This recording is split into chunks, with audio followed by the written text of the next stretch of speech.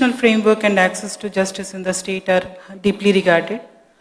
We now arrive at the most awaited segment of this evening, the keynote address.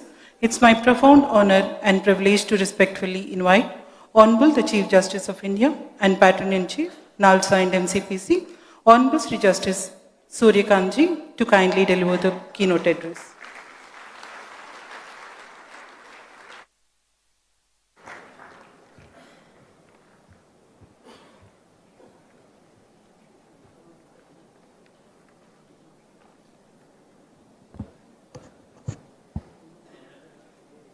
Shri Nara Chandrababu Naidu ji, Honorable Chief Minister of Andhra Pradesh, my esteemed colleagues from the Supreme Court of India, Justice J.K. Maheshwari, Justice P.S. Narasimha, Justice Prashant Kumar Mishra, Justice S.V. Bhatti, and Justice Jo Malia Bagchi, Justice Dheeraj Singh Thakur, Honorable the Chief Justice of Andhra Pradesh High Court, Justice Manimdar Nath Roy, Judge High Court of Andhra Pradesh and Executive Chairperson of the Andhra Pradesh State Legal Service Authority, my sister and brother judges of the Andhra Pradesh High Court, Honorable former judges of the High Court, Registrar General and other judicial officers of the Judiciary of State of Andhra Pradesh, distinguished members of the High Court and Vijayawada Bar, trained mediators, members of the legal fraternity, ladies and gentlemen, friends from media.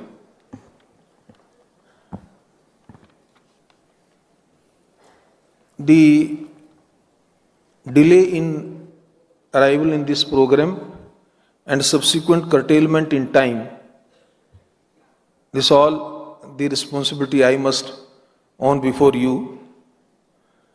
Due to multiple events today and because of my commitment that I had to leave for Delhi for some late evening meeting, that I requested some of my colleagues and therefore we decided that my brother Justice Maheshwari and I on behalf of the judiciary will share our views. I must congratulate the Andhra Pradesh State Legal Service Authority for organizing this event, this symposium on mediation, with a very sensitizing theme, dialogue as cornerstone of justice, emphasizing on the importance and value of mediation as a very effective tool of judicial tool for resolution of the disputes. I no longer address mediation as an alternative dispute resolution mechanism. If you will recollect, the first international mediation conference that was held in Delhi, I propounded this idea that for the popularity of mediation as a very effective tool of and an ideal modicum for resolving the disputes through a win-win situation, let us not say it as an alternative. Rather, it should be a preferred mode of adjudication of the disputes. And I am very happy that as a national policy, thereafter the mediation is no longer quoted as an alternative dispute resolution. The mediation, all of you know, is something in our DNA. In India, you go by any centuries old, thousands years old, the entire history will speak how mediation has been always a very effective mode of dispute resolution. All of you know, Lord Krishna is quoted as the first a codified mediator who tried to resolve between the two warring groups. That story where Lord Krishna failed to mediate between the two warring groups also tells one thing which really puts us into introspection, and how then it becomes important for us to really emphasize on mediation. Because the two warring group, despite intervention by Lord Krishna, failed to mediate and resolve their dispute. All of you know what happened, Mahabharata. And therefore, this is how the two neighbors, to the people, to groups, they start fighting. And unless we have an effective mediation, this fight continues for decades and decades. And going by our system, where the courts are burdened with so much litigation, and there are multiple factors, the amount of court cases which are flowing, and the people are preferring to come to the courts, it is not possible for us to fix a timeline within which the matters can be resolved. Of course, most of the matters like family disputes or the commercial disputes, now that we have specialized courts, we are able to resolve those disputes. But there are certain matters which remain pending for quite some time. So in that kind of scenario, the mediation becomes a very, very effective tool for a resolution for us. Now, the question that arises about mediation is that let us first of all feel with a lot of immense satisfaction that mediation has now a structured statute with the passage of the Mediation Act of 2023. Now that we have a statutory backup, and even the mediation resulted into some kind of settlement, those can also be now taken as enforceable decree. That itself is a very welcome step for encouraging mediation. The second thing about the mediation, that how to ensure that it becomes continue to be popularized. Three things, my dear friends, particularly the trained mediators, that we always need to keep in mind. One, the first of all, the parties must have trust and faith in the mediator. So it is extremely important that whosoever is appointed as a mediator, the parties take him seriously and they show that they have faith and trust in that mediator. So the choice of mediator is a very, very crucial factor. And the entire training program, particularly by the institutes like the State Legal Service Authority or the High Court Legal Aid Committees or any mediation committees which the High Courts have constituted, it's extremely important to select and panel the mediators. The second is the faith in the institution where the mediator is appointed.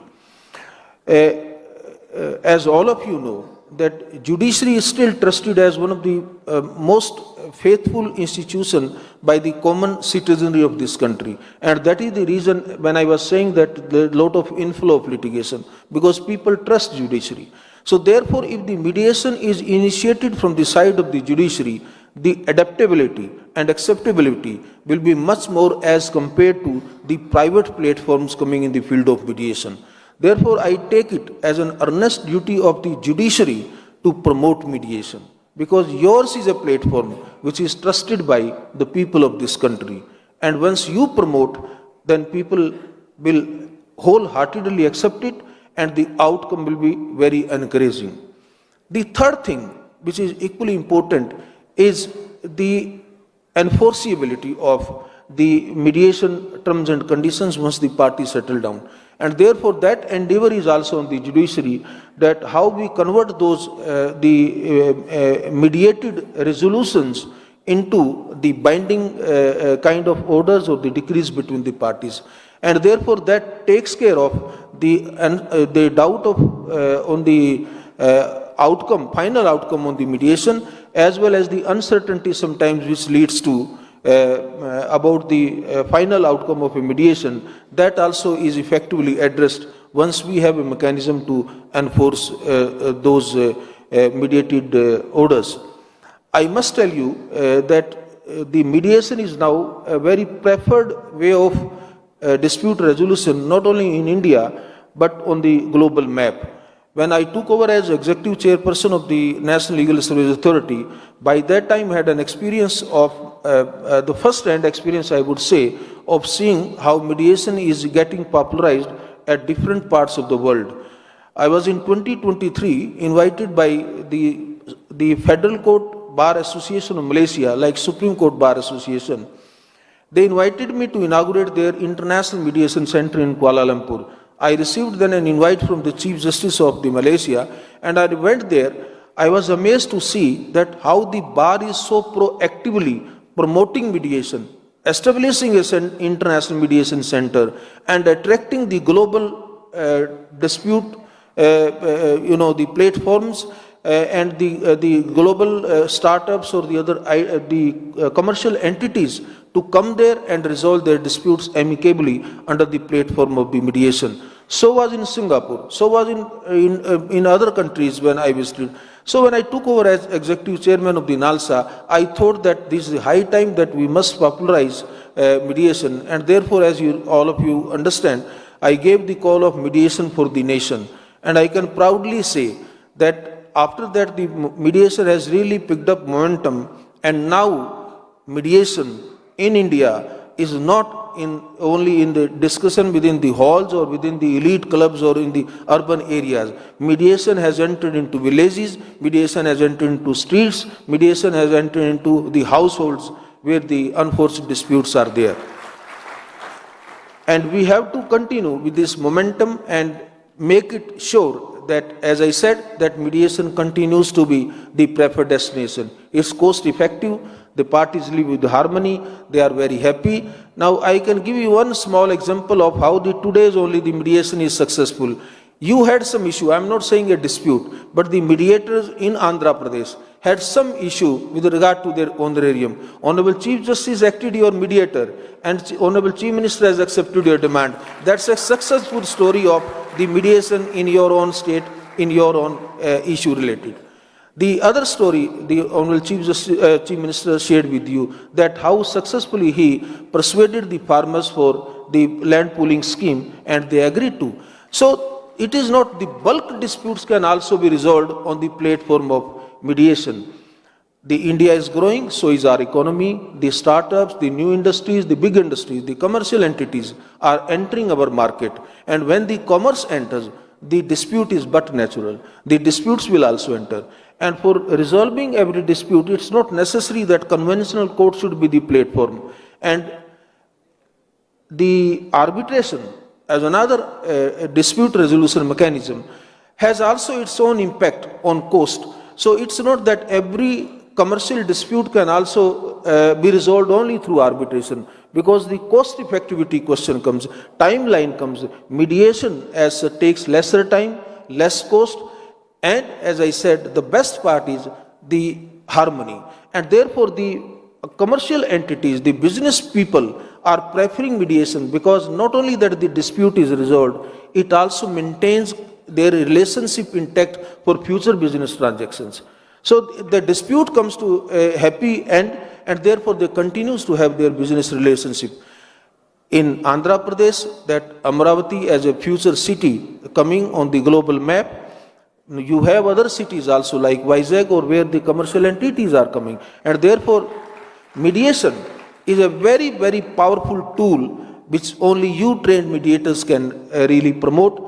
The temperament, the conduct, the integrity, the mediation culture of the mediators plays a very vital role for the success of the mediation. I am quite sure that through training programs, the Legal Survey Authority, your mediation committee, and other platforms will continue to provide you the periodical training programs, and to continue to update you about the nuances of mediation, so that all of you continue as successful mediators and you adopt mediation as a part of your legal professional culture. All my best wishes to you. I am quite sure that in today's symposium also, in your own deliberations, your conversations, we will have the exchange of best of the ideas and best practices, and it will ultimately develop a mediation culture in the state of Andhra Pradesh. My best wishes to all of you. Thank you very much for inviting me. Jai Hind, Jai Bharat.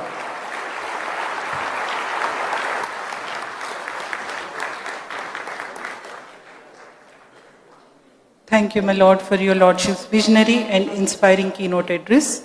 Your Lordship's profound reflections have illuminated the path forward for strengthening mediation and reaffirmed the centrality of dialogue in our judicial system. Extending our courtesies, now coming to the time-bound tradition that reflects our deep respect and gratitude, we request, my Lords, to kindly accept our small mementos as a token of our heartfelt respect and gratitude. I now request my Lord Honorable the Chief Justice of High Court of Andhra Pradesh, Sri Dheera Singh Thakurji, to kindly present a memento to Honorable the Chief Justice of India, Honorable Sri Justice Suryakanji, as a token of our profound respect and gratitude.